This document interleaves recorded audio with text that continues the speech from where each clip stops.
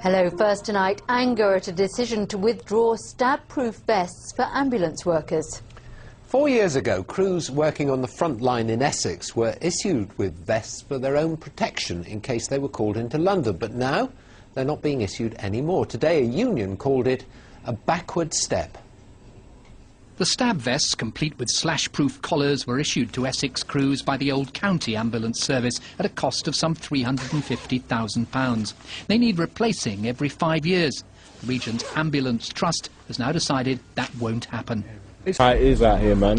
When the police started their A Life for a Knife, a Knife for Life campaign, it's just giving them just crazy powers, yeah, man. I mean, the police are just cracking down the knife crime, innit? My boy down the road, yeah, he got sent away for 7.5 years. For holding a spork, blood. A spork. It was his baby mama's spork. He was feeding his baby. I remember this one time, yeah, someone fucking you up with peas, innit?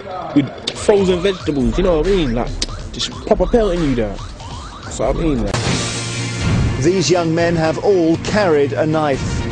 As soon as you carry a knife, just know you've got a potential jail sentence or you're gonna die.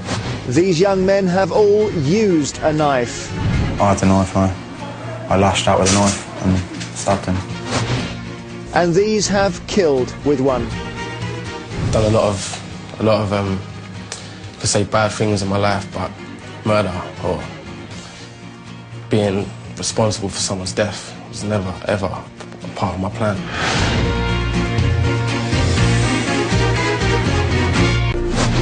Last year, at least 34 teenagers were stabbed to death in the UK. The latest annual figures show more than 4,500 under-21s were sentenced for carrying a weapon. So perhaps now, more than ever, the government needs to be listening to those young people caught in the middle of knife crime. Turned to a deep shade of blue. I held him and I kept his warmth next to me, begging him to wake up. My blood began to boil and the fear that my son had faced came into my mind, as if I was there at the stabbing. And I was led from the room. My mind was in bits. It was a mixture of pain and suffering and anger and vengeance. It was the most awful thing that I've ever had to experience. A homeless man who was stabbed when he went to assist a woman being attacked on a New York City street died as pedestrians walked by. Surveillance video shows the 31-year-old Good Samaritan lying face down and bleeding to death for more than an hour before help arrived. These pictures show Hugo Alfredo Teriax collapsing on a street in New York. He had gone to help a woman who was being attacked in Queens before being fatally stabbed himself. And despite numerous people walking by, as the time in the top right-hand corner shows, it was over an hour before he received any help.